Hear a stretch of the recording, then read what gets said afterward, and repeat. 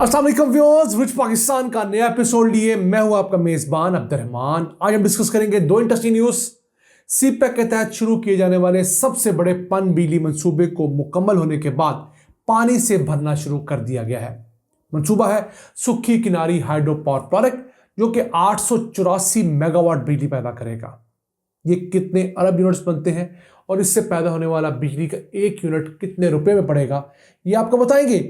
जबकि आज की दूसरी खबर, नेशनल हाईवे अथॉरिटी ने पाकिस्तानी तारीख में पहली मर्तबा most modern laser crack measuring system की गाड़ी खरीद ली है। ये ऐसी गाड़ी होती है जो 100 किलोमीटर की रफ्तार पर चलते हुए लेजर स्कैनर्स और कैमरों की मदद से सड़क के ऊपर मौजूद क्रैक्स और दीगर चीज़ें मेजर करती हैं, जिसकी बिना पर जो रिपेयरिंग होती है बहुत आसान हो जाती है। इसी प्रोग्राम के दूसरे से हम डिस्कस करेंगे, लेकिन पहले चलते हैं खैबर पख्तूनख्वा का खूबसूरत जिला मानसेरा, जहां पर कागान वेरी वाक़ है। वहां पर सुक्खी किनारी हाइड्रो पावर प्रोजेक्ट 2017 में बनना शुरू हुआ। अब वो मुकम्मल हो गया और उसके डैम के अंदर पानी भरना शुरू कर दिया गया है, जो अगले 2 से 3 महीने भरता रहेगा। इस प्रोजेक्ट से बिजली का आगाज इंशाल्लाह जून के महीने तक मुमकिन है। 884 मेगावाट ये बिजली पैदा करेगा, जो कि यूनिट्स के अंदर 3 अरब 20 करोड़ बनते हैं। यानी कि 3 अरब 20 करोड़ यूनिट्स वो बिजली जो हम घरों में नॉर्मली यूज करते हैं। अब इससे बिजली का एक यूनिट 25 रुपए का पड़ेगा, क्योंकि जब इस मुआहदे के लिए साइन किए गए थे तो उस टाइम ये नहीं सोचा गया कि हम डॉलर्स में डील ना करें, कुछ रुपयों में कुछ डॉलर्स में इसका रेट तय कर लें। तो उस वक्त इसका 8.8 सेंट फी यूनिट बिजली का एक डील के तहत लिखा गया था टैरिफ। अब चूंकि 280 रुपये का तकरीबन $1 है, तो 25 रुपये यूनिट इसकी लागत आएगी। इसमें एक फ़ायदा में ज़रूर है कि हमें कोई फ्यूल इंपोर्ट नहीं करना पड़ेगा इस प्लांट के लिए, लेकिन ये टेंशन ज़रूर है कि हर साल हमें मिलियंस ऑफ डॉलर्स इस प्लांट का टैरिफ उस कंपनी को डॉलर्स में देना पड़ेगा। ये हमारे लिए एक बड़ा मसला ज़रूर होगा। फिर भी कोयले पर चलने वाले महंगे पावर प्लांट्स की निस्बत 25 रुपये यूनिट वाली ये बिजली निस्बतन सस्ती है। इससे पहले एक और सीपैक के तहत शुरू किया जा रहा पन बिजली मनसूबा क्रोट हाइड्रो पावर प्रोजेक्ट, जो 720 मेगावाट का है, वो पिछले साल मुकम्मल हो गया था। सीपैक के तहत जो बिजली के मंसूबे मुकम्मल करने थे वो टोटल थे 22। उन 22 में से 13 मुकम्मल हो चुके हैं, जो कि 8,884 मेगावाट के हैं। जबकि बकिया जो मंसूबे हैं तकरीबन 9, वो अभी शुरू नहीं हुए। अभी अंडर कंस्ट्रक्शन सीपैक के तहत कोई बिजली का मंसूबा नहीं है। क्यों? हमने ज़रूरत से ज़्यादा बिजली के पावर प्लांट लगा लिए हैं। हमारी उतनी डिमांड ही नहीं जितना हम लोगों ने प्लांट के ऊपर खर्चा कर लिया है।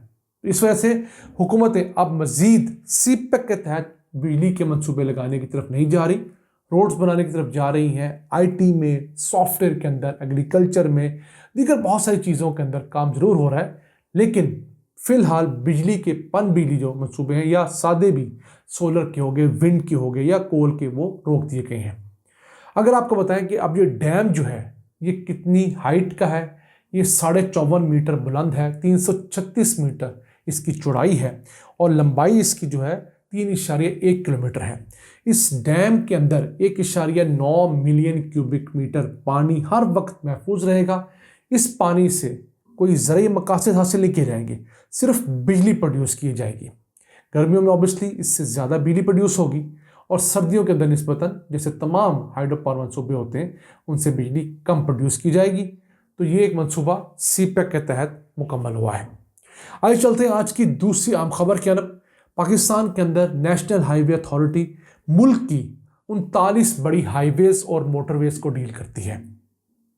अब इन मोटरवेज की लेंथ जो है 12,131 किलोमीटर बनती है, जो कि पाकिस्तान में मौजूद कुल सड़कों की लेंथ का 4.5% बनता है। तो इन हाईवेज और मोटरवेज की रिपेयर खरब रुपए की कॉस्ट है। उसको मैनेज करने के लिए दुनिया भर में एक बेहतरीन सिस्टम है जिसका नाम है लेजर क्रैक मेजरमेंट सिस्टम।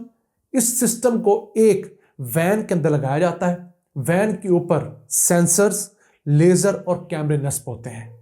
ये वैन 100 किलोमीटर तक की रफ्तार से ट्रैवल कर सकती है और अपने पीछे लगे हुए कैमरों की मदद से 4 मीटर यानी 12 फुट की चौड़ाई को मुसलसल स्कैन करती रहती है। हर सेकंड में तकरीबन 4000 कैमरे के शॉट्स रिकॉर्ड किए जाते हैं। फिर उसकी एक 3D इमेज बनाई जाती है, 2D भी बनाई जा सकती है, 3D भी। तो जब ये मतलूबा फासला तेजी से ट्रैवल करके गुजर जाती है तो बाद में सॉफ्टवेयर उस तमाम रूट को 3D में रीजनरेट करता है। तो सड़क पर मौजूद क्रैक्स, कोई खड्डे हों, कोई और टूटी हुई जगह हो, या ऐसी जगह जो अभी टूटना शुरू हुई हो और उसे थोड़ी सी रिपेयर के साथ मजीद टूटने से बचाया जा सकता हो, वो तमाम क्रैक्स स्क्रीन पर माहिरीन के सामने आ जाते हैं। उसके ज़रिए उस सड़क के मामले में जल्दी डिसाइड किया जा सकता है कि आपने इसकी सिर्फ रिपेयर करनी है, इसको कुछ हिस्से को तोड़ कर बनाना है, या सारी सड़क नहीं बननी है। इससे पहले पाकिस्तान में जो सिस्टम्स थे वो तो सिर्फ एक आंख के ज़रिए देखकर फैसला किया जाता था, उसमें बहुत दो नंबरी भी होती थी। और अगर आपने रिश्वत दे दी है मुतल्लिका अफसर को तो आप अच्छी खासी सड़क को या ऐसी सड़क को जो थोड़ी बहुत रिपेयर के बाद काबिल इस्तेमाल हो सकती है तोड़कर नहीं बना सकते थे। तो ये जो सिस्टम है इसकी एक्यूरेसी 95% तक है। इतना आम ये सिस्टम है। और ये ऐसे क्रैक्स भी देख लेता है जो कि इंसानी नज़र से नहीं देखे जा सकते। तो कैमरों की मदद से, लेज़र की मदद से बहुत छोटे फाइन क्रैक्स भी देख लेते हैं जो कल में जाकर बड़े हो सकते हैं, या ऐसी जगह जहां पर कल सड़क बैठ जाने का खदशा हो वो भी इसके ज़रिए देखा जा सकता है। तो अब नेशनल हाईवे अथॉरिटी ने ये पहली गाड़ी ली है, डैनिश सफ़ीर ने ये हैंडओवर किया। उम्मीद करते हैं कि ये मज़ीद गाड़ियाँ ली जाएंगी और पाकिस्तान के अंदर सड़कों के हिसाब से जो बहुत बड़ा खपला होता है, पहले सड़कों की तामीर के अंदर खूब रिश्वतें चलती हैं, फिर सड़कों की रिपेयर एंड मेंटेनेंस के नाम पर बहुत बड़ी दिहाड़ियाँ लगती हैं, उसको टेक्निकल बुनियादों पर इस तरह के गैजेट्स लाकर ही रोका जा सकता है। नेशनल हाईवे अथॉरिटी पाकिस्तान का सबसे ज़्यादा नुकसान में जाने वाला इदारा है। हर साल ये 100 अरब रुपए से ज़ायद का नुकसान करता है। उसकी बहुत सारी वजूहात हैं। जहाँ से इसने पैसे कमाने हैं वहाँ पर ज़मीन कौड़ियों के भाव लोगों को दे रखी है। ऐसे राइट ऑफ वेज, ऐसे सर्विस एरियाज़ हम गाय बगाए आपको बताते हैं कि पहले जिस सर्विस एरिया से साल का किराया 19 लाख रुपए आता था, अब वही सर्विस एरिया साल का नहीं बल्कि महीने का किराया 19 लाख से ज़्यादा देता है। इस कदर बड़े घपले हैं। इसकी ठेके लेने के अंदर बहुत सारे मसाइल थे। कुछ मुराद सईद ने अपने दौर में बेहतर किए, लेकिन अभी भी बहुत सारा काम किया जाना चाहिए। ये जो गाड़ी है ये सस्ती भी है, मौसर भी है, और रोड सिक्योरिटी, रोड सेफ्टी के हिसाब से बहुत बेहतर है कि कल को आप जान सकते हैं कि किस जगह पर ट्रैवलिंग के दौरान रोड जल्दी टूटेगी या टूटने लगी है, उसको फौरी तौर पे पकड़कर आप लोगों की ज़िंदगी महफूज बना सकते हैं और कॉस्ट भी सेव कर सकते हैं। जो रोड आज थोड़ी टूटी है उसे थोड़ी रिपेयर की ज़रूरत है, जब ज़्यादा टूट जाएगी तो उसको ज़्यादा रिपेयर की ज़रूरत होगी, ज़्यादा खर्चा करना पड़ेगा। तो पाकिस्तान तमाम तर नामसाइद हालात के बावजूद कुछ ना कुछ रेंगता हुआ आगे बढ़ रहा है। ज़रूरत इस अमर की है कि इस मुल्क में स्टेबिलिटी हो, माशी भी और सियासी भी, तभी जाकर ये मुल्क फराटे भरता हुआ तरक्की की राह पर गामजन होगा और मुझे और आपको तरक्की वाक़तन सड़कों पर नज़र भी आएगी। आज के लिए इतना ही। अपने मेज़बान अब्दुल रहमान को इजाज़त दीजिए। अल्लाह ने के पान।